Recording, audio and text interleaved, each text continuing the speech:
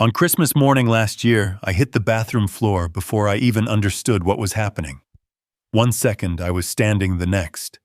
The cold tile slammed into my hip with a dry, heavy crack that told me without any doubt this Christmas would not be like the others.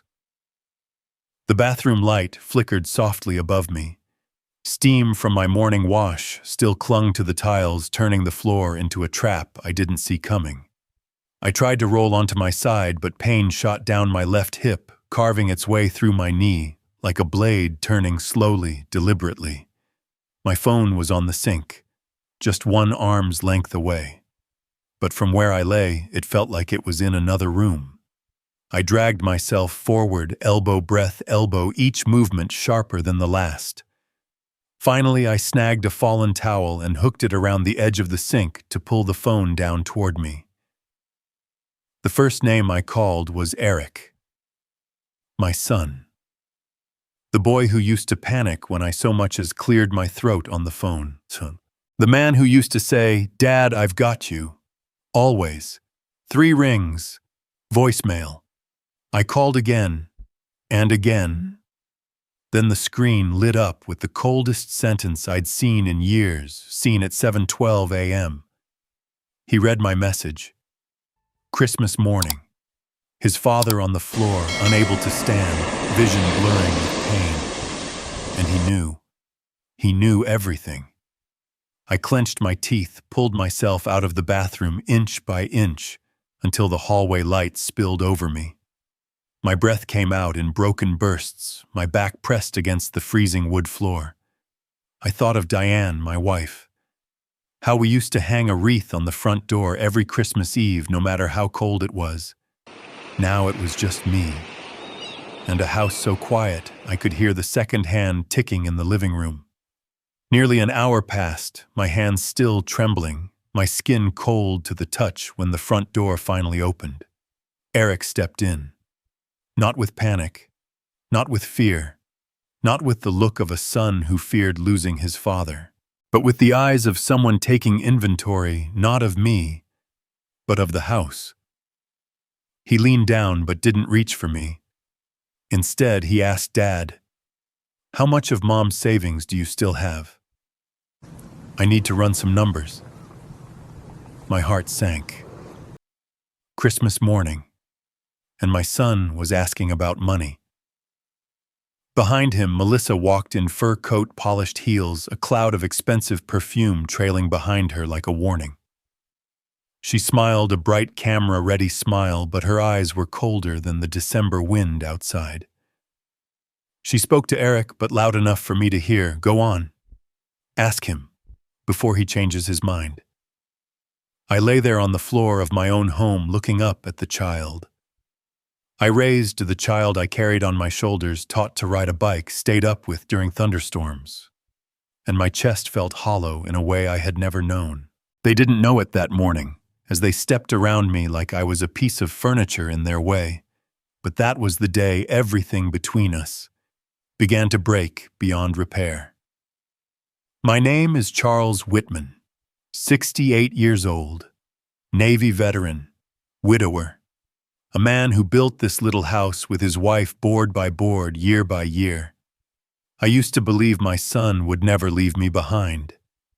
I used to believe Christmas was for family. But last Christmas proved me wrong. Before I go on, I know you're listening to this, maybe while folding laundry, maybe driving to work, maybe lying in bed wondering when sleep will finally come. Wherever you are, I want to know. Leave a comment telling me where you're watching from and what time it is for you right now. And if this story is holding your attention, hit like, share it, and subscribe, because trust me, you'll want to see how this ends.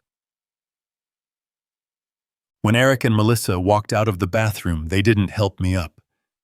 They didn't kneel. They didn't even look twice. They just said, "Take your time, Dad. We've got somewhere to be." The door closed with a thud that felt like it went straight through my ribs. I lay there staring at the ceiling, trying to pull myself back together in the coldest room of the warmest holiday of the year. This house, the one I repaired with my own hands, replaced tiles in painted sanded, cared for, suddenly felt strange, empty, too quiet. I reached for my phone again. My fingertips brushed the screen. I called Melissa. No answer. Called again. Nothing.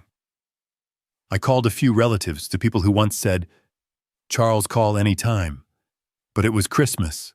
Everyone was busy. Everyone, except the pain. I crawled half in the hallway, half still in the bathroom, dragging myself toward the small side table at the end of the hall. On it sat an old landline Diane insisted on keeping. Before I reached it, my phone lit up again. Not a call, not a message. A notification, late payment alert. Mortgage account, ending 5529. The name on the account, Eric Whitman. I stared at the screen and the truth hit me colder than the floor beneath my spine.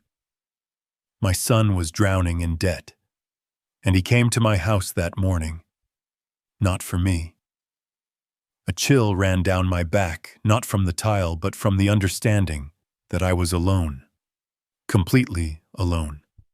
I pushed myself a few inches more toward the old landline, but my arm gave out halfway.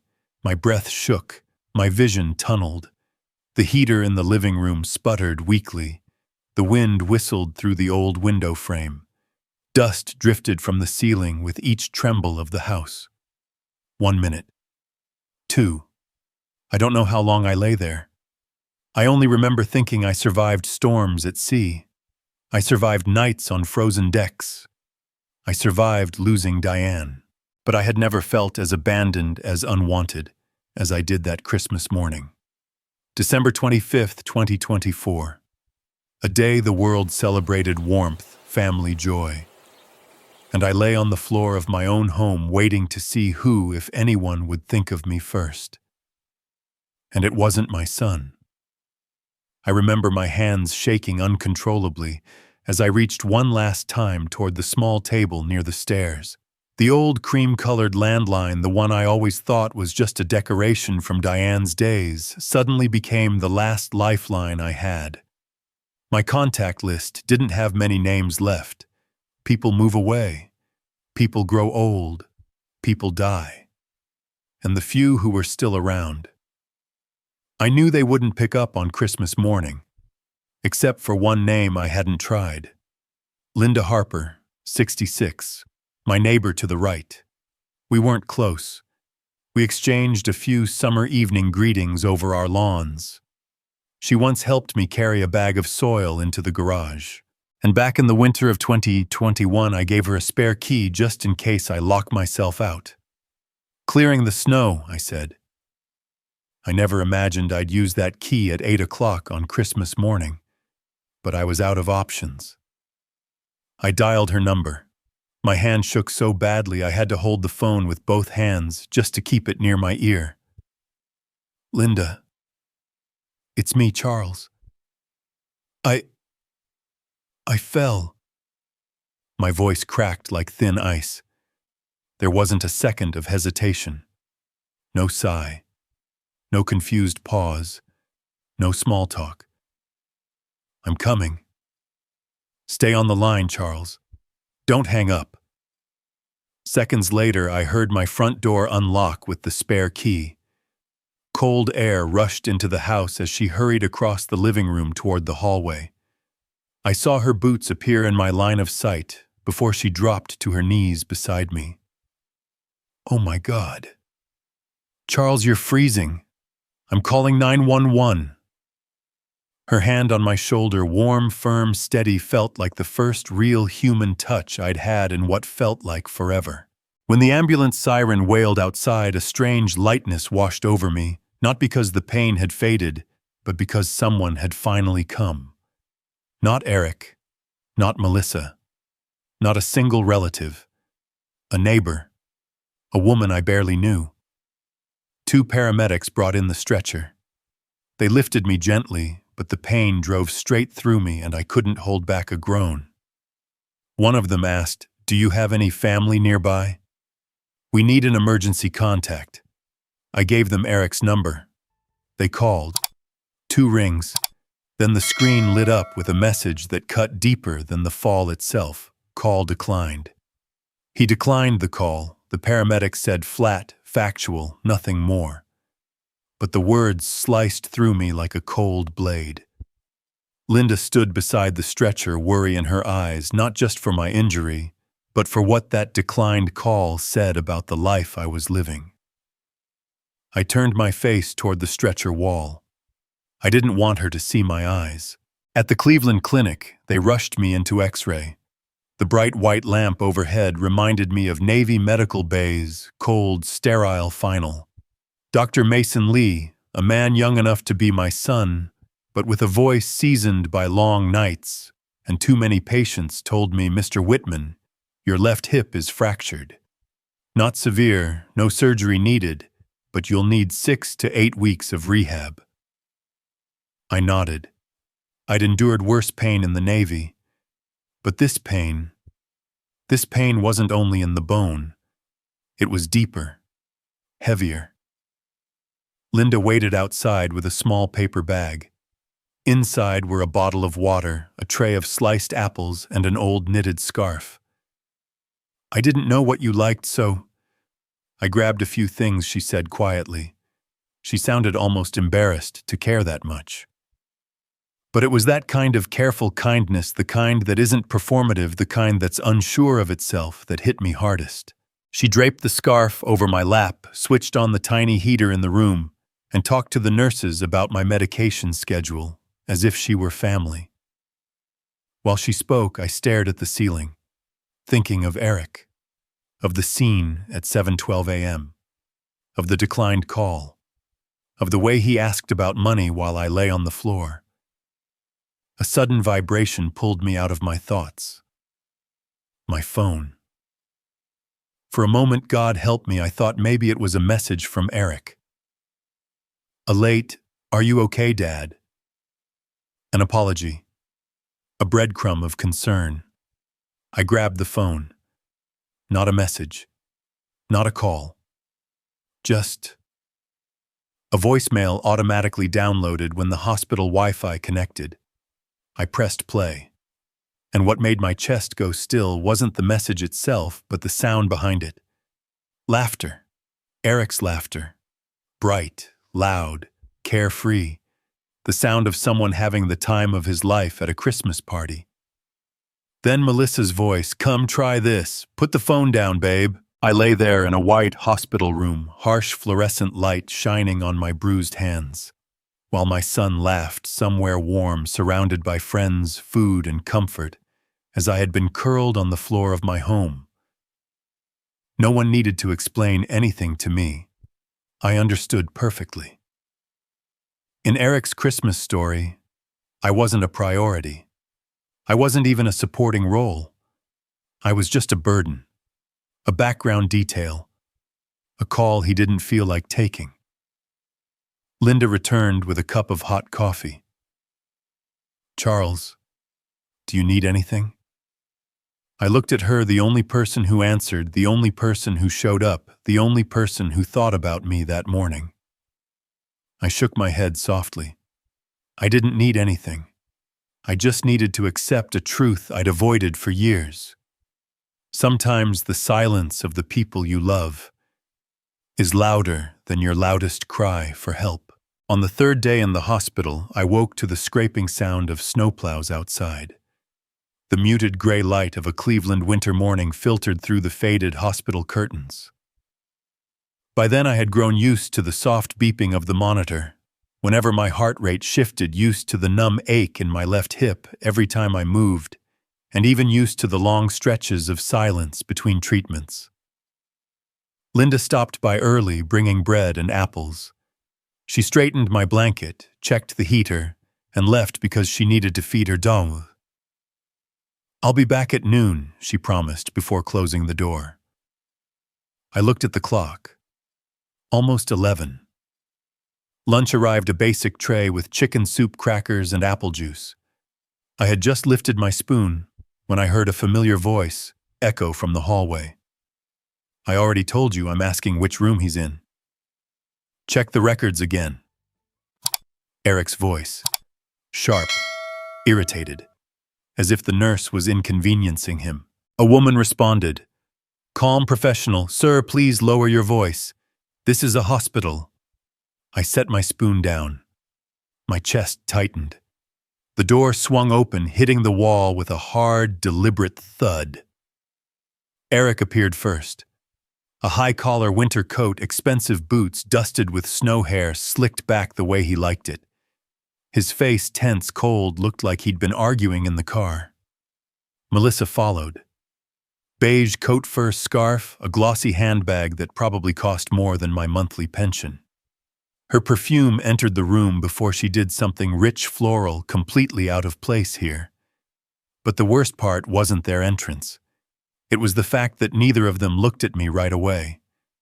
They looked at the room, the walls, the cabinet, the machines, as if assessing the space not out of concern, but to evaluate what my life might be worth. Eric finally exhaled and offered the first words he spoke to me. You look better than I expected, Dad. Better. My hip was fractured. My leg wouldn't lift. Bruises stretched up my ribs. But to him, I looked better. Melissa sat down, crossed her legs, adjusted her sleeve, and said, Have you considered assisted living? At your age, living alone isn't safe. I asked, Is that why you came here today? Eric didn't bother with excuses. Do you still have Mom's insurance payout? Or any savings you haven't reported? I need to sort out some things with the house. His tone was clinical, detached, like he was questioning a bank manager not speaking to his injured father. My voice came out cold without me intending it. Eric, did you read the message I sent you on Christmas morning? He froze. Probably a glitch, he muttered. I looked him dead in the eye. I saw the word seen. At 7:12. The room thickened with silence. I could hear the monitor counting each beat of my heart. Melissa stared down at her nails, avoiding my gaze, but her voice was steady. Charles, that's in the past. What matters now is whether you're financially secure. Financially secure, I repeated. For me, or for the two of you. Eric glanced away, a gesture that told me everything words couldn't. I could see the urgency in their eyes, not concern, not worry, but calculation. They weren't checking on my recovery. They were assessing whether I still held anything of value. After a few hollow questions, Eric walked to the window, staring out at the falling snow. You can't live alone forever, Dad. Melissa and we're just trying to help. Help, I said slowly. Is that what you call this? Melissa scanned the room again, her gaze lingering on the box of personal items in the corner. You didn't bring any documents, right? It'd be bad if something important was left lying around at home. I knew exactly what she meant. They were looking for my house papers, trust files, financial folders. I shifted slightly, not because I needed to, but to shield the box without making it obvious. They noticed. And they didn't like it. Their visit lasted less than 15 minutes, but each minute sat on my chest like a block of ice. They left as if they'd completed a chore. No get well soon, no hug, no backward glance. Melissa's heels clicked down the hallway, fading quickly. Eric's annoyed voice carried as he spoke to someone on the phone. Then silence. When the door closed, Nurse Jennifer stepped inside. She hesitated as if weighing whether she should speak. Then she approached my bed and lowered her voice. Mr. Whitman, you should know something. I frowned. What is it? They stood outside your room for nearly 5 minutes before coming in. My breath stalled. For what? She swallowed. They looked like they were arguing. About money. I heard a phrase, just ask. He's weak now. Then they went quiet before opening the door. I stared at the ceiling, couldn't speak. Jennifer placed a gentle hand on the bed rail. "I'm sorry, Mr. Whitman." The room thickened not with physical pain, but with something heavier, colder, the kind that settles deep inside the heart. I remembered nights in the Navy bandaging a wounded shipmate while waves crashed against the hull. I thought I understood hardship. I thought I had seen every kind of hurt. But the kind of hurt that comes from hearing your own child discuss money before deciding whether to walk into your hospital room, no training prepares you for that. I turned my face away and closed my eyes, not to rest, but to keep my heart from cracking open again. But the world wouldn't give me peace. My phone buzzed. A notification flashed, new voicemail from Eric saved.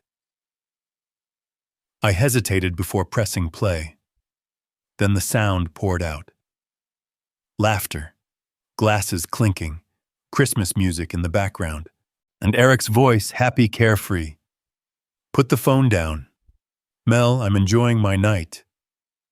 I lay there drowning in sterile white hospital light, listening to my son laugh while I had been curled on the bathroom floor that same night. No one else in the room knew, but I felt something shift inside me. Not rage, not panic. Something colder, a clarity. A kind of winter that doesn't come from outside, but from the moment a father's heart finally breaks. I opened my eyes, stared at the wall, the ceiling, the light. And in that moment, I understood nothing would ever be the same again. I left the Cleveland Clinic on a morning heavier with fog than any winter I'd ever faced in the Navy. The sky was a solid sheet of gray, the kind that made the world feel 10 years older. Snow piled thick on the roof of the ambulance as they lifted me inside, and through the narrow window, all I could see was that dull winter sky swallowing everything beneath it. Linda followed right behind the paramedics, carrying the brown coat Diane had bought me for my 60th birthday. "I'm coming with you," she said. She didn't wait for me to ask. She didn't need to. That single sentence made the trip feel less lonely. Maple Ridge Rehab Center was about 15 minutes away, a 2-story red brick building with a weathered black roof and a sign so old the metal curled slightly at the corner. Not a perfect place, not even a comforting one, but safe enough. When they wheeled me into my room, Linda set the coat on the chair, hung her knitted scarf over the bed rail, and opened the small closet. She unpacked everything with a gentleness that almost felt like memory: my reading glasses, the lotion Diane loved, and the little notebook I'd kept since my Navy days. She handled each item as if she understood exactly what it meant to me. "Get some rest," she said. "I'll be back this afternoon." I nodded. There weren't enough words left in me to thank her properly. That afternoon, Eric showed up. Not with flowers, not with worry, not with the guilt or urgency any normal son might have. He stood in the doorway, hands in his coat pockets, glancing at his watch before stepping in like a man checking on a stalled project. "Dad, everything okay here?" I didn't bother entertaining the pretense. "I'm still breathing."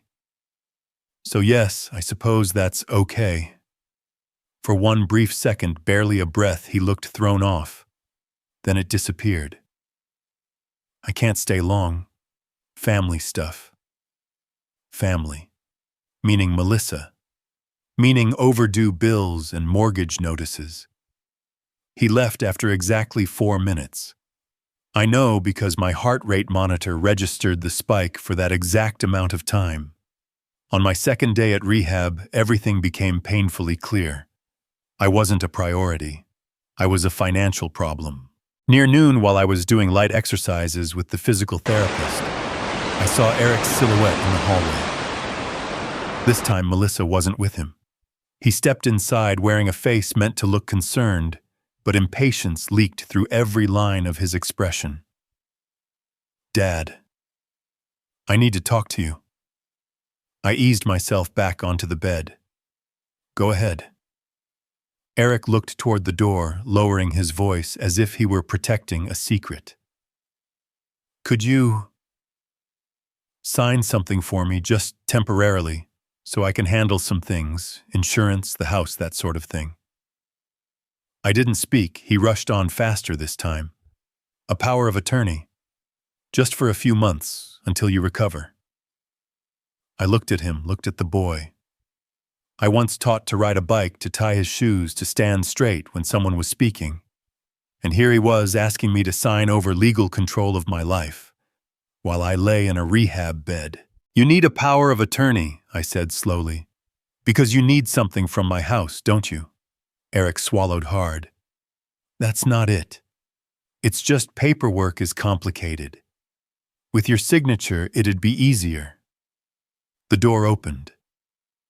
Rehab coordinator Shelley Burns stepped in. A woman with a plastic name badge, a polite smile, and a voice sharp enough to cut through excuses. I heard something about a POA, she asked. Eric stiffened. Yes. I'm just trying to help my father. Shelley crossed her arms. I need to remind you that patients recovering from acute injury should not sign any legal documents. And per facility rules, any request for power of attorney requires review by an independent attorney. You're aware of that, correct? Eric's answer came out like metal hitting tile. Yes. Shelley continued, voice steady but firm. If you're attempting to manage Mr. Whitman's property or accounts, you'll need to wait until he's fully cleared and represented by his own lawyer. No exceptions. Eric nodded, jaw tight. I'm just trying to help. Shelley met his eyes, unblinking. Good. Then follow the rules. Eric forced a stiff smile in my direction. We'll talk about it another time. I didn't respond, because I knew this was only the beginning. The moment Eric stepped out, I heard the sharp click of heels in the hallway, a sound I'd learned to recognize instantly. Melissa. I didn't intend to listen, but her voice carried without effort. Did you go in? What took you so long?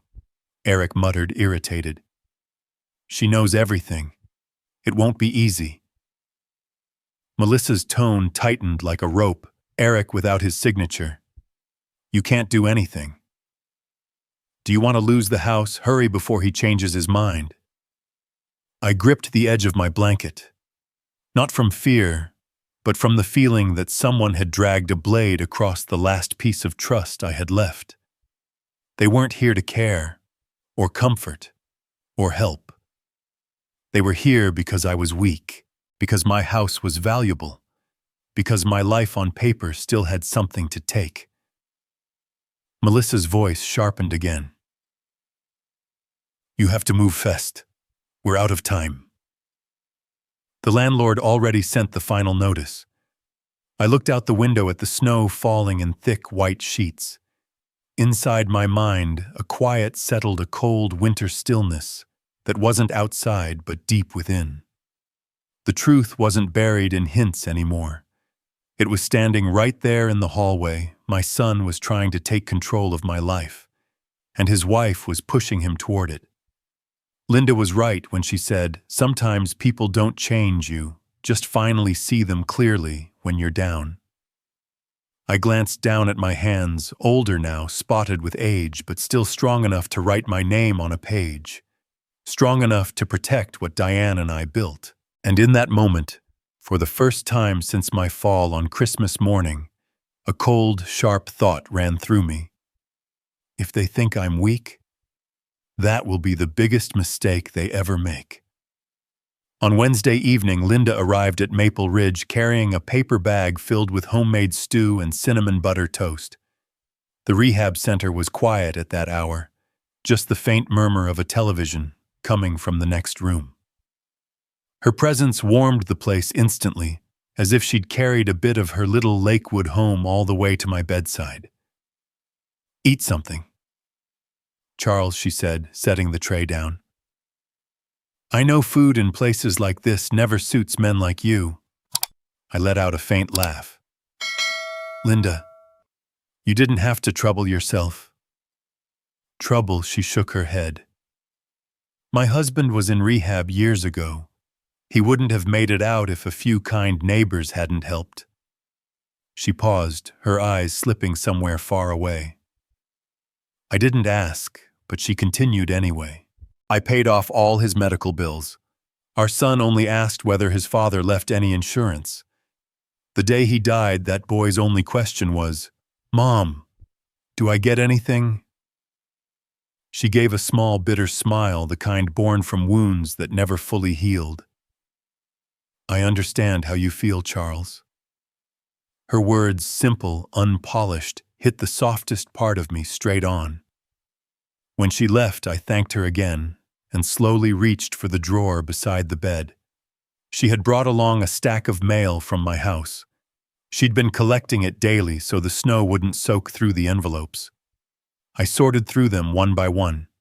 Utility bills, car insurance ads, a letter from the Veterans Association. Then wedged between them a large white envelope, not addressed to me, not my name, not my address. It read, "To Eric Whitman, Mortgage Division." The bottom corner smudged, probably from melted snow.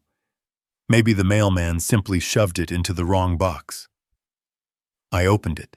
Inside was a red-stamped page past due, 90 days overdue. Mortgage notice property, 23, Willow Creek Lane. My heart dropped, slow, heavy, inevitable. Eric was behind on his mortgage. 3 months. I leaned back in the chair, staring at the paper like it had cracked open a truth I'd been afraid to touch. Not surprising, but somehow still cold as ice. I sat quietly for a moment, then checked the smaller envelopes Linda had tucked into my folder, things she'd picked up from my home office. A yellow envelope, a printed email, a torn sticky note. Small fragments on their own, but together, the picture became clearer than any denial Eric had offered. First document, credit card statement. Balance $28 or $41.78. Account holder. Eric Whitman charges everywhere: furniture stores, restaurants, bars, high-end clothing. Not a single essential purchase. Second document. Medical invoice. $14,500 patient. Donna Reeves, mother-in-law, billing address. Eric and Melissa Whitman. I sighed. Medical debt is something I understand. It happens. But what I couldn't accept was this: instead of talking to me like a son talking to his father, they viewed my assets as their last life raft. Third document. A printed email. I didn't know why it was among my papers, likely left behind during Eric's last visit to my house. Subject line: inquiry price estimate. Lakewood area properties. At the bottom, my father's house is older but well maintained. Approx. 800 sq. Please provide a range. I stared at that line until my hand trembled. Not from my hip, from realization. Eric had been planning to sell my house before Christmas. I wasn't part of his plan. I was the obstacle to it. I leaned back against the wall, eyes closed. The pain from my hip spread down my leg, but even that wasn't as sharp as the invisible knife twisting deeper behind my ribs. Eric didn't come to see whether I was alive. He came to see what papers I still had, whether I was mentally sharp, whether he could push me into signing anything. The more I thought, the clearer it became. I remembered something from Christmas morning, something I'd pushed aside. After seeing me sprawled on the floor, barely able to lift my head, Eric walked into my office, not to look for medicine, not to call for help, but with purpose, searching. I hadn't been aware enough then, but now the truth burned like a cold brand. He wasn't there to save me. He was there to search through my papers. I opened another envelope, this time one of my own. Inside was a retirement account statement with a small handwritten note. "Call me if you have questions. Eric." When had he written that I didn't remember giving him that statement? He must have taken it from my desk. Maybe while I was in the hospital. He had a key. He had access. The handwriting was his, but the intention behind it felt like a stranger's. I spread all the documents across the bed. Each paper a crack wider, deeper in the bond I thought couldn't break. Then I saw one last detail, small but sharp as a knife's edge. The date on the house price inquiry email, December 23rd, 2024. 2 days before my fall. 2 days before he read my message and didn't come. 2 days before Christmas. Eric had planned everything. Not a desperate mistake. Not a sudden panic over bills. A plan. I set the papers down, my breath heavy. It wasn't that I didn't matter to him. I mattered a great deal. I mattered the way an asset matters, the way a property matters, the way a sale matters. In the rehab mirror across from the bed, I saw myself a 68-year-old man with silver hair, a bandaged hip, and tired eyes. But behind the exhaustion, something else. Clarity, resolve, a slow-burning flame. For the first time since Christmas morning, I said to myself quietly, but with certainty, no one controls my life but me, especially not a son who no longer sees me as his father. And this was only the beginning. The third night at Maple Ridge was one of the longest nights of my life. Outside the window, the sky was pitch black, the kind of darkness that swallows everything. Snow kept falling slowly, so slowly, it felt like the whole world was holding its breath. Inside my room, the air conditioner pushed out weak currents of cool air mixed with the sterile smell of disinfectant. I lay there alone, the thin blanket pulled up to my chest. I couldn't sleep. I didn't want to sleep. Every time I closed my eyes, I saw myself on the bathroom floor that Christmas morning, my cheek pressed against the ice-cold tile, the phone just out of reach, and my son, reading my message, then choosing not to come. I shifted slightly. A sharp pain shot through my hip. The monitor beside me beeped softly, as if measuring my patience second by second. Linda had gone home hours ago.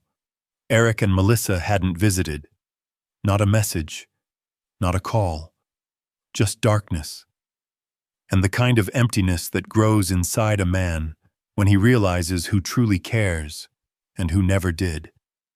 Closer to midnight, I reached into the drawer of my bedside cabinet. Inside was an old brown leather folder, its corners worn, its surface scratched. I'd carried it for years, but rarely opened it. Tonight my hand didn't hesitate. I pulled it onto the bed and unzipped it slowly.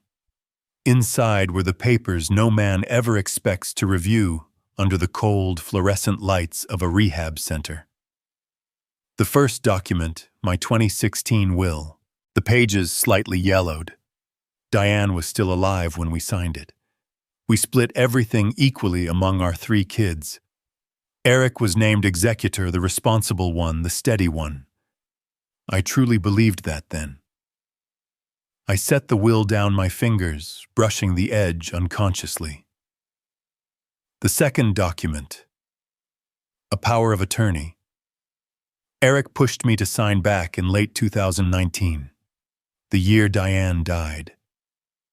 I spent months numb, drifting through days without direction. Eric chose that moment. I don't blame the version of him I thought he was, but looking back, I see something I couldn't see then: ambition and urgency. He wanted control. He wanted access. and I broken grieving signed without reading, a mistake that waited years to reveal itself. I held the page under the light.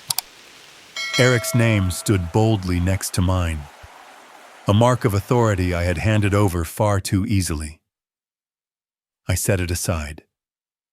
The third document, the living trust from 2016, divided equally among the three kids. I once believed fairness was the right thing. But fairness only exists when the people receiving it are deserving. I flipped through the pages, smelling the faint mix of old paper and the antiseptic in the room. Then I remembered something. A conversation with Malcolm, my attorney in 2023. We were having coffee when he casually said, "Charles, your son called me last week. He asked about TOD deeds. Are you thinking about transferring the house back?" Then I shrugged it off. I thought Eric was being helpful, curious, proactive. He even told me Dad let me look into things ahead of time, just in case you want to do something later. But TOD deeds aren't small talk. They transfer property instantly upon death. No probate, no delay, no oversight. Eric wasn't curious. He wasn't preparing for me. He was preparing for himself. A tight, burning ache crawled up my chest and wrapped around my heart. This wasn't about a fall. This wasn't about a difficult year. Eric had set his eyes on the house long before Christmas, long before my accident, long before he and Melissa walked into that rehab center with their intentions barely hidden. I gripped the edge of the bed until my knuckles strained. The air conditioner hummed louder, or maybe the room was quieter, or maybe my anger was gaining volume.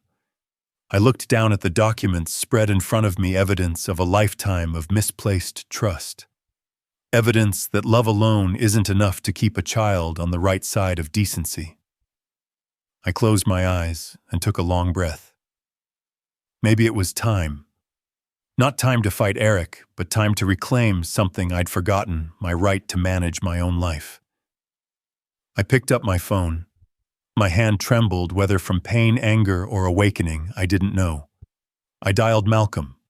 2 rings, 3. Then his voice sleepy but clear. "Charles, what's going on? It's nearly 1 in the morning." I looked at the clock. 12:47 a.m.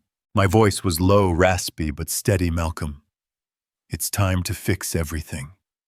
There was a short silence on his end. Not surprised silence, but the silence of a man who had been waiting for this moment. "I'll be there the moment you're discharged," he said, instantly alert. "All business.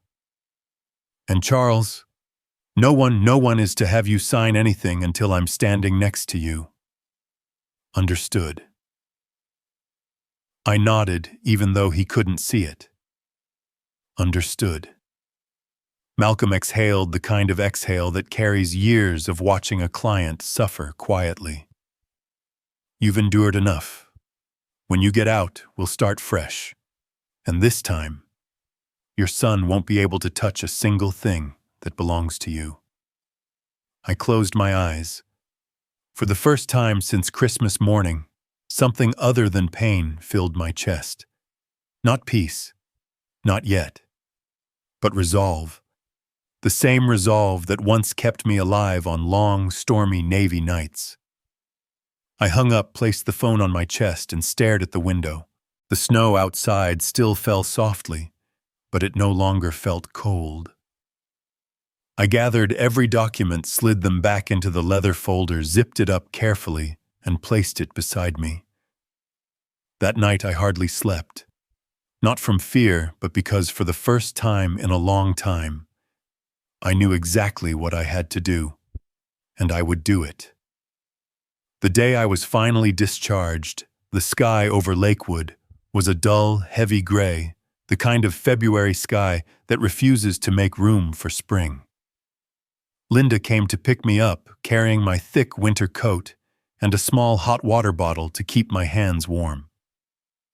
"I made bean soup for you," she said, as she helped me into the car. Not much, but enough to keep you warm tonight. I tried to smile, hiding the tightness in my throat. Linda, you've done too much for me already. She shook her head gently.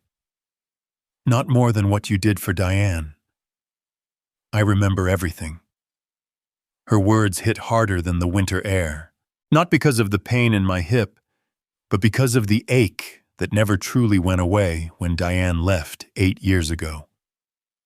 When we turned onto my street, I saw my house under a thin layer of snow, the empty front yard, the old white fence with peeling paint, the roof that had weathered nearly 4 decades with me. My home. The place I thought I'd spend my final years in peace. But when Linda unlocked the front door, cold air rushed out like someone had opened a freezer. "Why is it so cold in here?" she asked. I frowned. I set the heater to 62 before I went into the hospital. Linda checked the thermostat. It was off, untouched. Had been for weeks. We stepped into the living room. At first glance, nothing looked out of place: the sofa, the wooden coffee table, Diane's framed photo by the window. But then the small things began to speak. The throw blanket on the sofa shifted to one side. The filing cabinet in the corner, its door slightly ajar, barely an inch, but I never left it that way. A drawer showing a faint drag mark like someone had pulled it out and shoved it back hastily. Linda noticed before I did. "Charles, did someone come into your house?" I didn't answer. I just gripped my cane tighter, a slow realization cracking open inside me. I walked to the filing cabinet. My hand trembled as I pulled it open. Inside, several folders were out of order. One binder pushed farther out than the others, the one I always kept tucked neatly in the back. Nothing was missing, but everything had been touched. And the way it was touched, too familiar. Eric had been here. Maybe while I was in rehab. Maybe when Linda wasn't watching. He had a key. I'd never changed the locks, a mistake I realized too late. Linda rested a hand on my shoulder. "Charles, you should check everything." I nodded. Each heartbeat felt like a drumbeat, announcing a truth I didn't want to accept. My son hadn't just abandoned me the day I fell. He had used my absence, my weakness, as an opportunity to search through my home. After Linda left, I went to the garage. Nothing unusual at first, just my tool cabinet, my old car gathering dust, a few storage boxes. But as I reached down to grab a rag, I saw it, a brown envelope lying just beneath the toolbox, as if someone had knocked it loose while rummaging around. On the front, written in the soft handwriting, I knew better than my own, to Charles. Open when needed. My knees nearly buckled. I sat down on the small wooden stool, right there in the garage, took a pocket knife and opened the envelope carefully. Inside was a single folded note. The paper smelled faintly of old drawers and memories, the scent of a life built over years. I unfolded it. "Protect what you've built. I know you're always too kind. Diane." My throat tightened. Diane had always seen through me, my strengths, my flaws, and the kind of kindness that sometimes blinds a man to danger.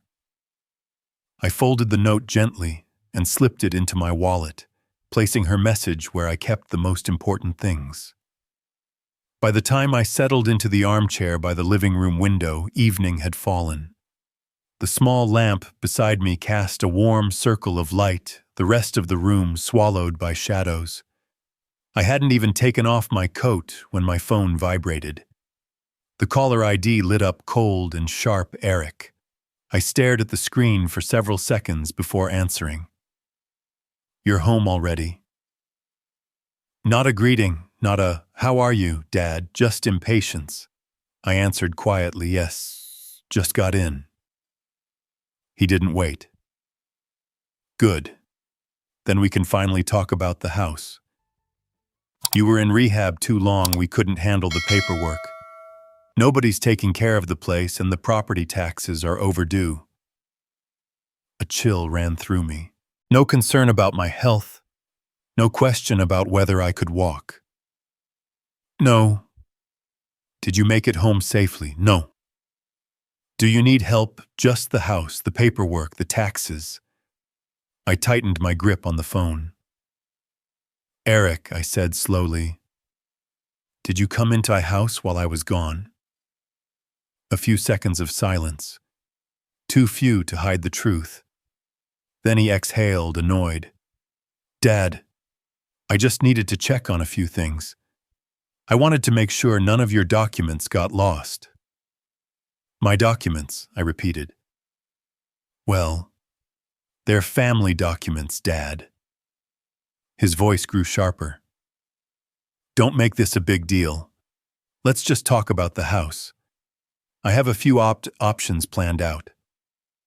I looked up at the ceiling, the warm light forming a tired halo above me. You're not asking if I can walk, Eric. Silence. You're not asking if I'm in pain. More silence.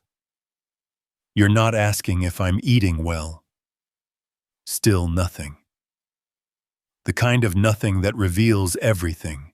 I could imagine Melissa standing beside him, giving him that push with her eyes, urging him to get what they came for. Finally, Eric spoke again, flat, direct. Dad, we can deal with all that later. Right now, we need to discuss the house. I closed my eyes. Diane was right. I had been too kind for too many years. But sitting there that night in a cold, slightly disturbed home, something inside me shifted. My kindness didn't disappear. It simply stepped aside, making room for clarity. Eric had no idea, but the moment he called only to talk about the house, that was the point of no return. I opened my eyes and looked out the window. Snow was falling on the porch, soft, silent, like a curtain settling before the next act. I spoke quietly into the phone, Eric. The house can wait. I'm tired. He started to protest, but I ended the call first. Not because I was weak, but because for the first time, I knew exactly what I had to do. The morning of February 18th came in muted and heavy, Lakewood wrapped under a low blanket of fog that made the neighboring roofs look like ghosts drifting in the gray. I woke with the familiar sting in my hip, but my mind was clearer than it had been in weeks. I sat at the kitchen table, spreading every document I owned across the wood surface, the old will, the POA. Eric pressured me into signing back in 2019, the joint trust from 2016, and the wrinkled stack of bills Linda had collected for me while I lay in the hospital. Each piece of paper felt like a fragment of a puzzle I had been too trusting, too blind, or too hopeful to see. I ran my hand along the edges of the folder, took a slow breath, and placed everything inside my old leather bag. Just as I snapped the buckle closed, Linda stepped into the kitchen. I'm ready to drive you, she said. Her voice was calm, but her eyes carried something firmer, a quiet resolve. I attempted a smile. Linda, you really don't have to. I do, she cut in softly. You shouldn't have to do this alone. And in her eyes I saw something Eric hadn't shown me in a very long time, presence. Real presence. Malcolm Rhodes's office sat in a 3-story brick building near downtown Lakewood. I first met him in 2015 when Diane and I created our joint trust. He looked exactly the same: gray suit, metal rim glasses, a steady gaze sharpened by years of dealing with families like mine. He rose when I walked in, shaking my hand slowly, like a man who already understood the weight of the story I was carrying. Charles, I hope you're feeling better. I'm well enough to do what needs to be done. Malcolm nodded, motioning me to sit in the leather chair across from his desk. Linda took the seat behind me, silent but solid as a wall. I placed the folder on the desk. Malcolm, I want to redo everything. He didn't question me right away. He simply opened the folder, skimmed the old will, the trust papers, and finally lifted the 2019 POA. He frowned. This is the one Eric pushed you to sign after Diane passed. I nodded. Your mental state was vulnerable at the time, he said quietly. I had no involvement. I wasn't present. I pressed my lips together. Correct. Malcolm pulled another small note from his file. And, did you know Eric contacted me in 2023, asked me to explain your POA again. He wanted to know what it allowed and what it didn't allow. I closed my eyes. My chest tightened. It wasn't surprise. It was confirmation, cold, sharp, merciless. Eric wasn't just greedy, he was calculating. Did you give him anything, I asked. Malcolm shook his head. I have no legal right to disclose your documents, and I told him very clearly that you should remain in full control of your own estate. I nodded slowly, then said, Malcolm, I want to set up an irrevocable trust. Today. This time Malcolm put his pen down and leaned back. You understand what that means. An irrevocable trust cannot be changed, revoked, or reclaimed. Anything you place in it becomes legally separate from you. I understand, and I want that. Malcolm opened a fresh folder.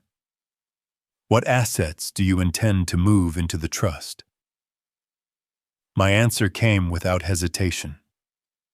My home, and the full $97,000 from my savings. His pen froze mid-stroke. He looked up from behind his glasses. And the beneficiary, I turned my head.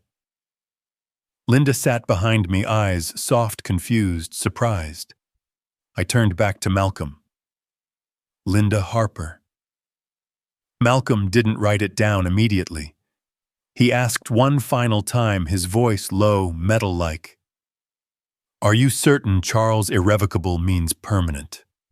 Once it's filed, only she can receive those assets. Not Eric, not Melissa, no one else. I didn't blink. Linda showed up. Eric did not. The sentence left my mouth quietly, but carried the weight of an entire winter. Malcolm nodded once firmly. Very well. Let's begin.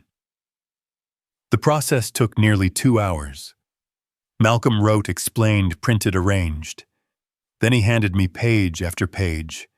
I signed slowly, deliberately, each stroke of the pen closing the door behind me and opening another. Linda sat in the corner the whole time. She said nothing, but her eyes stayed on me, worried, warm, steady. When the papers were ready, Malcolm called in the notary. A young woman entered, confirmed my identity, and stood by as I signed the final page. The moment my pen touched the paper, I felt something shift, as if I had just done what Diane had urged me to do long before she wrote that note, protect yourself. The notary stamped the document. The sharp thud of the seal echoed through the room, a sound that split the past from the future. Malcolm gathered the papers, slipped them into a large file, and handed me a copy. I'll submit this to the county this afternoon, he said. The trust becomes active as soon as it's recorded. I nodded. Thank you, Malcolm. He stood and gripped my hand firmly. Charles, I'll be honest with you. What you did today is one of the bravest decisions of your life. I met his eyes. It wasn't bravery. It was necessary. Outside, snow was still falling, but the wind felt gentler. The sky not quite as hopelessly gray as it had been that morning. As Linda drove me home, I stared out the window watching snow gather on rooftops. Streetlights flicker on warm windows, glow in other people's homes. I clutched the trust folder in my lap. Not because I was afraid, but because I knew after today Eric had no path left into my life, or into anything I owned. Linda glanced over from the driver's seat. "You doing all right, Charles?" I nodded slowly. "Yes, I'm better than I've been in a long time." 3 days after the irrevocable trust became official, I kept my routine steady medication standing practice short, walking sessions the rehab team assigned me. The house felt different. Not because anything had changed, but because I had. For the first time in years, I knew with absolute certainty everything in this home was finally safe from Eric's hands. I was sitting in my armchair reading the paper when I heard tires screech in my driveway. No knock, no warning. Just the sound of a key turning in my front door, a sound I knew far too well, a sound that grated on my nerves now. Eric and Melissa walked in like they owned the place. Eric entered first, shoulders tight hair, messy dark circles under his eyes, like he hadn't slept in days. Melissa followed, wrapped in a cream-colored coat, her heels tapping sharply against the hardwood floor. No greeting. No, "How are you, Dad?" Nothing. Eric spoke first. "Dad, we need to talk. It's urgent." I remained seated, not bothering to stand and welcome them like I used to. "What is it?" I asked, my voice steady, so steady it surprised even me. Melissa ignored me completely. She headed straight for the dining room, pulling open drawers, checking cabinets, scanning the shelves like she was inspecting the inventory of a house she planned to list on the market. Her eyes didn't search like family. They searched like a realtor evaluating a property. Eric stood in the living room, hands clasped nervously. "Dad." "I'm going to be honest," he exhaled. "We're in trouble." I looked directly at him. "Your mortgage is past due, isn't it?" Eric froze. "You know, a past due notice was in the stack of mail Linda brought from my house while I was in the hospital," I said slowly. "Along with your credit card debt and your mother-in-law's medical bills. I saw everything." Eric swallowed hard. Melissa was still rummaging through drawers, like a thief looking for something specific. I asked calmly, "How much do you need?" Eric stared at the floor. "About 25,000. If not, they'll start foreclosure in March." I didn't flinch. I didn't get angry. I just felt empty. "You came here for money?" I asked. Eric hesitated too long to be innocent and finally said, "I need help. And you're the only one who can help us, Dad." Not one mention of Christmas. Not one word about me lying on the bathroom floor for over an hour. Not a single apology. I leaned back in the chair. "Are you sure you didn't forget something?" Eric frowned. I said it clearly. "The Christmas message. The one I sent while I was on the floor, unable to stand, barely able to breathe." Eric's tongue flicked across his lips. His eyes darted away. "Dad, I didn't see it." "You did," I replied. My phone showed seen 7:12 a.m. Eric's head dropped. Not in shame, but the way a child lowers their head when they've been caught lying. I continued, "And when I was in the hospital, you entered my house, didn't you?" Eric exhaled sharply. "Dad, I just needed to check some things. Some paperwork. I thought you'd want me to handle it." "Or did you think I wouldn't be coming back?" I asked quietly. The air in the room tightened, cold, sharp, suffocating. Melissa stepped out of the kitchen to join him. Just tell him she pushed. We don't have time for this. Then she turned to me, her voice raised. If you don't help us, our family goes under. Eric lost his job, my mother is sick, and the bank is breathing down our necks. I looked at her calmly. And when I was lying on the floor, where was my family? Melissa scoffed. You're old. Old people fall. It happens. That sentence, that one sentence, was the fuse on the dynamite. Eric took a step forward. Dad, please. Just something temporary. When things get better, I'll pay you back. I replied instantly. I don't have $25,000 for someone who abandoned me on a bathroom floor on Christmas Day. Eric's mouth opened to argue, but at that moment, a car pulled into the driveway. Linda. She carried a grocery bag and walked toward the front door just as Melissa left it slightly ajar. Linda was on the porch when she heard Melissa's voice ring out loud, sharp, clear enough for half the neighborhood. If you can't get this house out of him, we're done. Do you understand? We're hanging by a thread. Linda froze. The grocery bag fell to the ground, a can rolling across the concrete. I looked toward the doorway. Linda's expression wasn't anger. It was a quiet, horrified realization of just how ruthless they were. Eric spun around and saw her, his face drained of color. Were you eavesdropping? Melissa barked. Linda bent down to pick up her bag, her voice calm and unshaken. I wasn't eavesdropping. You were loud enough for the entire street. Eric drew a slow, shaky breath. Dad, don't misunderstand. I raised my hand, enough. Silence fell instantly. I looked at Eric, the son I raised, protected, taught right from wrong. The son I once believed would never cross certain lines. Do you want to know the real reason I won't help you? I asked. Because to you, I'm no longer a father. I'm just a bank account. Nobody spoke. Nobody argued. Nobody denied it. Outside, snow kept falling softly onto the yard. Inside, the truth lay between us, bare, cold, and irreversible. That afternoon, the sky over Lakewood was the color of lead. A few thin flakes of snow drifted down just enough to remind me winter wasn't finished, and neither were the battles inside my home. Eric and Melissa were still standing in the middle of my living room like two defendants waiting for their final verdict. Neither of them sat. Neither of them smiled. I pushed myself up from my armchair slowly and carefully.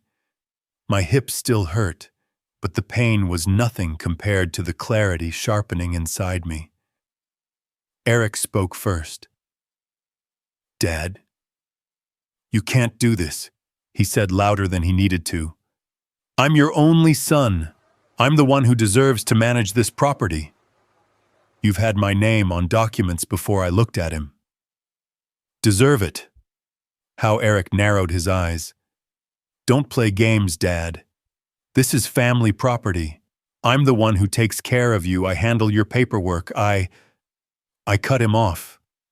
You left me on the floor on Christmas morning. He flinched, but before he could speak, Melissa stepped forward, her voice cold as steel. Are you really still stuck on that old people fall? It happens. What matters now is the financial situation. She reached into her oversized handbag, pulled out a pale blue folder, and dropped it onto my table. The folder cracked open, revealing a page titled Business Financial Plan in bold letters. Here, Melissa said, sliding out the documents like she was presenting to an investor. We've already mapped everything out. If we sell this house at current market value plus whatever savings you still have, we can open a high-end dental spa. Lakewood needs more of that. We already found a location. I looked at the papers. Not a single page mentioned me. Not a single page used the word family. Not a single page suggested they even considered asking my opinion. Eric crossed his arms, trying to regain authority. "You're getting old, Dad. It makes sense for us to manage things." I stayed silent for a few seconds, not because I had no words, but because I wanted them to climb higher in their confidence. Before the fall, I turned away from them, walking slowly toward the wooden cabinet by the window. Every step was heavy and painful, but each one also felt like the measured beat of a judge's gavel. I opened the cabinet, reached inside, and took out a thick beige envelope. Not old, not torn, and nothing like what they thought still belonged to them. I set it on the table right beside Melissa's dental spa folder. 2 paths, opposite directions. Eric frowned. "What's that look?" I said, my voice low, crisp. He opened the envelope. He flipped the first page, then the second, then the third. And I watched it happen the moment his eyes froze, the tiny twitch in his eyelid, the way his mouth struggled to form a word. It was the face of a man watching the only bridge he had burn to ashes. Melissa rushed over, snatching a few pages from his hand. Her mouth fell open. No, this can't be real. It can't." She flipped faster, growing more frantic with each page. Eric looked at me like he barely recognized me anymore. Why is Linda the sole beneficiary?" I stood straight, meeting his eyes without blinking.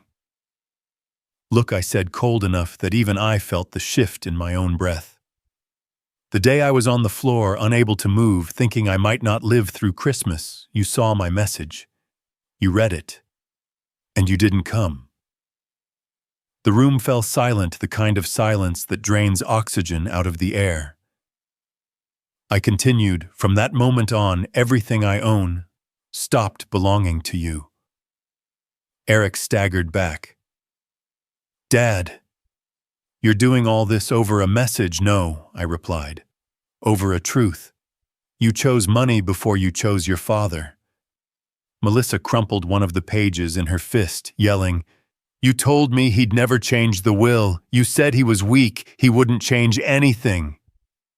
Eric spun toward her, panic spreading over his face. I didn't think he would." I watched them unravel in front of me, 2 people exposing their entire scheme without me needing to ask a single question. I spoke slowly. "The old will, the old trust, the old POA, none of it matters anymore. I created an irrevocable trust. It can't be changed. It can't be undone. No one can touch it." Melissa slammed the papers on the table. "You're insane. You're giving your whole estate to some old neighbor woman." I answered instantly without blinking. Linda came to save me. My son didn't." Eric's face drained of color. I could see him trying to speak, to explain, to justify, to blame, to beg, but no words made it out.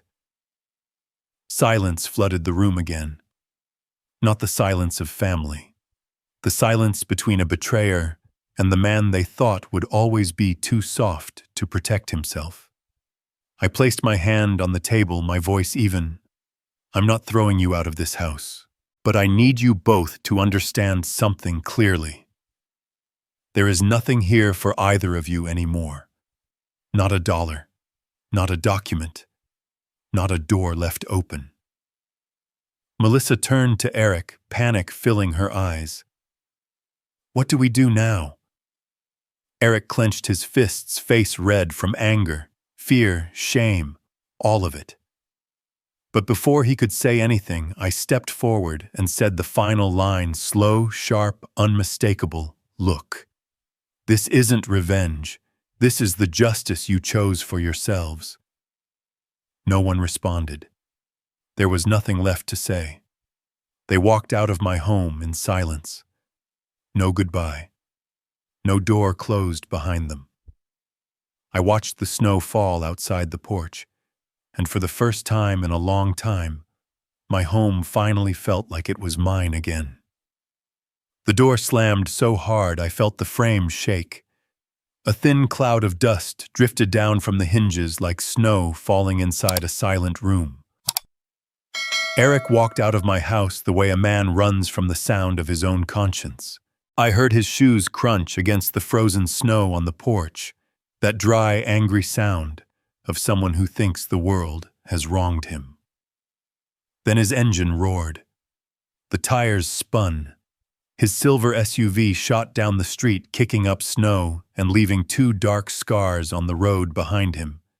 He didn't look back. Not once. Not at the father who raised him. The room went still again. Melissa's perfume lingered in the air, sharp, expensive, and hollow. A scent that clung to the walls and curtains like a reminder of greed. I stood there for a long time, leaning on my cane, feeling the weight in my hip. But the pain in my body was nothing compared to the quiet spreading through my chest, a long silence, heavy but freeing. I no longer needed to wonder why Eric changed. I no longer blamed myself. I no longer held on to the fantasy that he was still the boy who used to run into my room when I coughed. I let out a long breath. I didn't lose my son today, I whispered into the empty house. I lost him years ago. Outside, the sky over Lakewood shifted from gray-purple to deep blue. Snow fell in soft sheets, slow quiet like memories dropping, where no one bothered to pick them up. Around 7 p.m., I heard a car pull into my driveway. Not Eric, not Melissa. 3 soft knocks, familiar, gentle. I opened the door. Linda stood there holding a box of garlic bread in one hand and clutching her red wool scarf with the other as the wind pulled at it. Her cheeks were flushed from the cold, but her eyes were steady and warm. "I made garlic bread," she said. "Didn't know if you'd eaten." I figured, "Tonight you should have something warm." I let her in. The house warmed instantly, not because of the temperature, but because of her presence. She set the box on the table, opened it, and the steam rose, butter and garlic filling the kitchen with the smell of something simple and comforting. Linda sat down.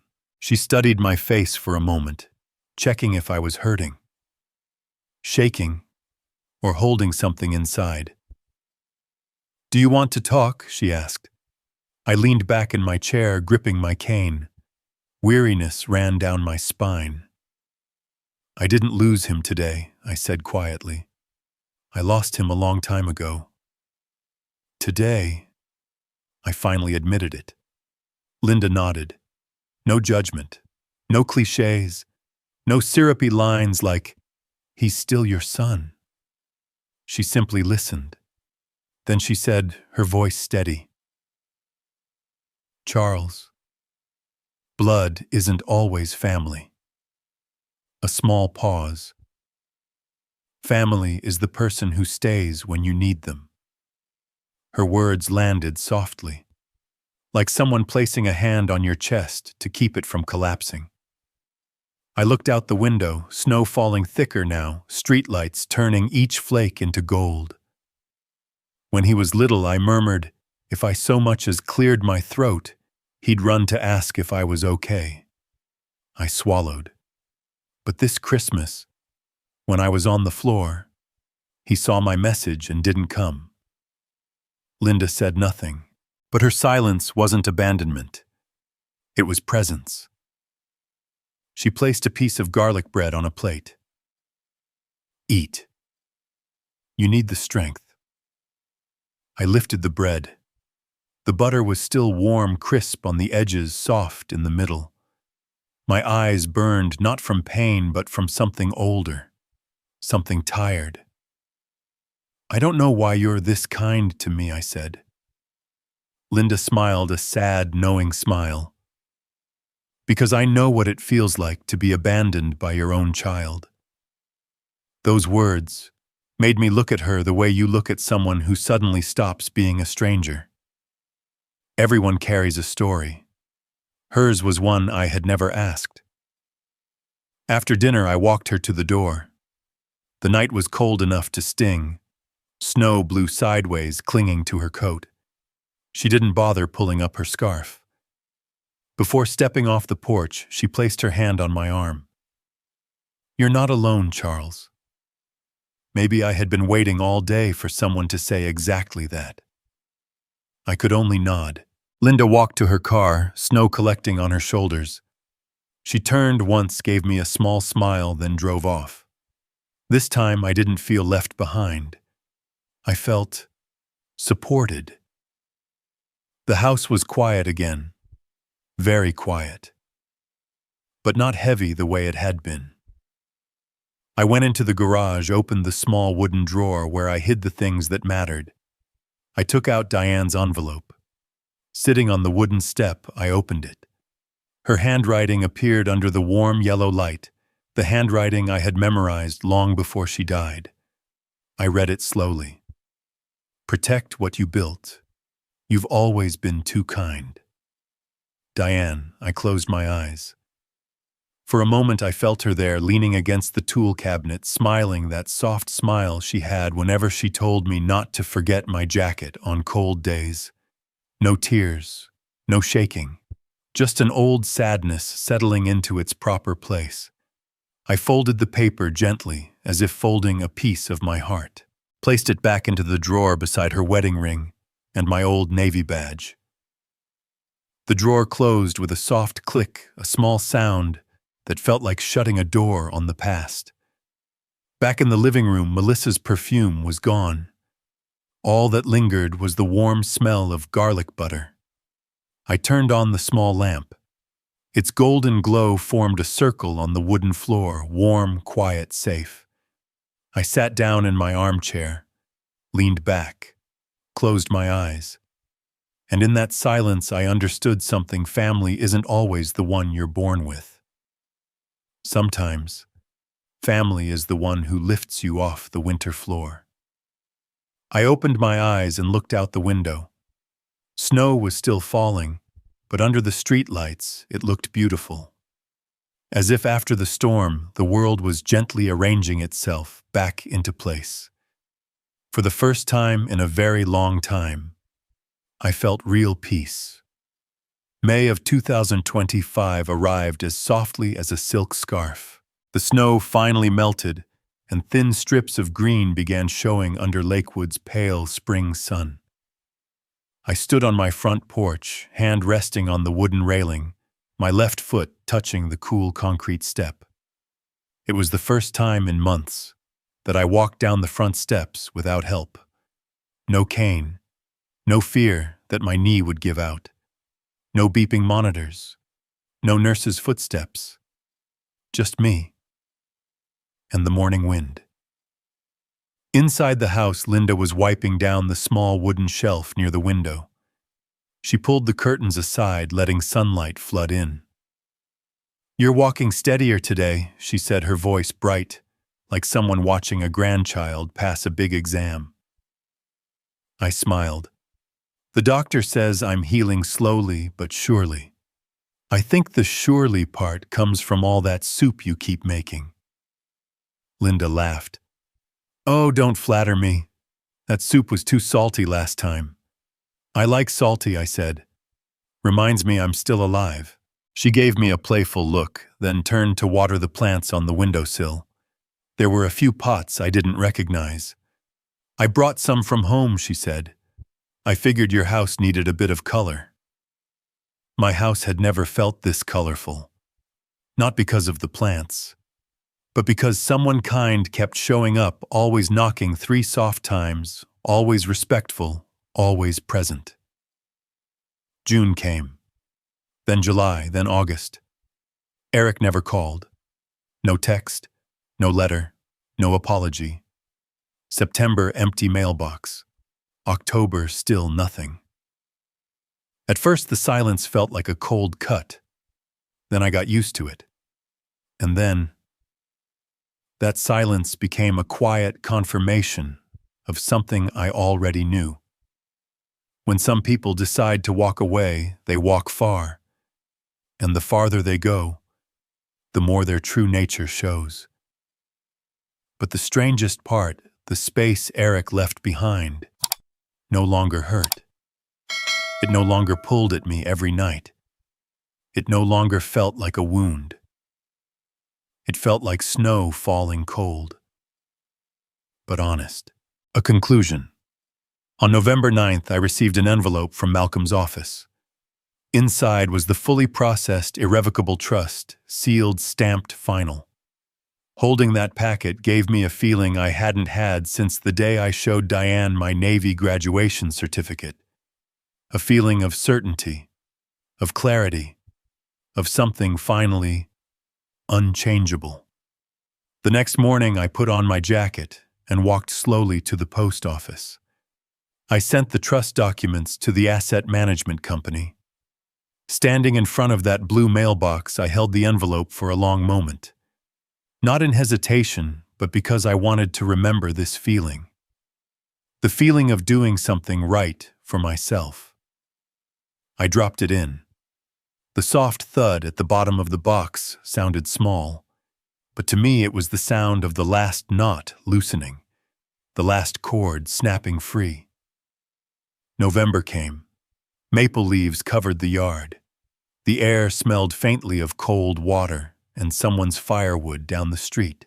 On the evening of November 12th, I stood by the window watching sunlight fall through the trees. Linda was in the yard gathering leaves. I stood in the kitchen making mint tea. There was no waiting, no aching, no need to explain myself to anyone. I had walked through the darkest Christmas of my life, through rehab, through betrayal, through weeks of silence broken only by the old heater in my hallway, and somehow, I'd reached this quiet place. I opened the door. The hinges creaked gently. Charles Linda called, waving at me. "Look, your autumn mums finally bloomed."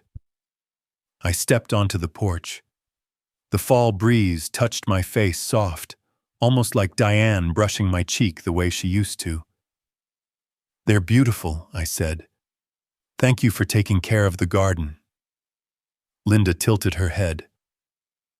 "I'm not taking care of it for you. I'm taking care of it for us." I looked at her. Not the way a lonely man looks for someone to fill an empty space. Not the way someone recovering seeks comfort. But the way a man looks at someone he finally recognizes as home. The afternoon light dimmed. I sat on the porch with my hot tea while Linda watered the last of the plants. Wind rustled the dry leaves. Sparrows hopped along the fence fighting over crumbs. No shouting, no demands, no keys turning in the lock. Just a peace I once thought I'd never feel again after that Christmas. I closed my eyes, listening to the wind weave through the quiet. In that moment, I understood. Some people we are born loving, and some we choose. I chose Linda. I chose calm winters. I chose a life without fear of a car pulling into my driveway. A life without wondering what my son wanted from me today. I chose myself. When I opened my eyes, the Lakewood sky was a startling blue. The evening sun warmed my face, easing something deep inside me, and I found myself speaking softly, almost as if to the people listening to this story. There are people we're born loving, and people we choose to love. Real family is the one who shows up when you fall, not the one who walks away. I set my tea down, smiling gently. A new life had begun. Quiet, steady, true. If this story touched you, share it. Someone out there needs to know they're not alone.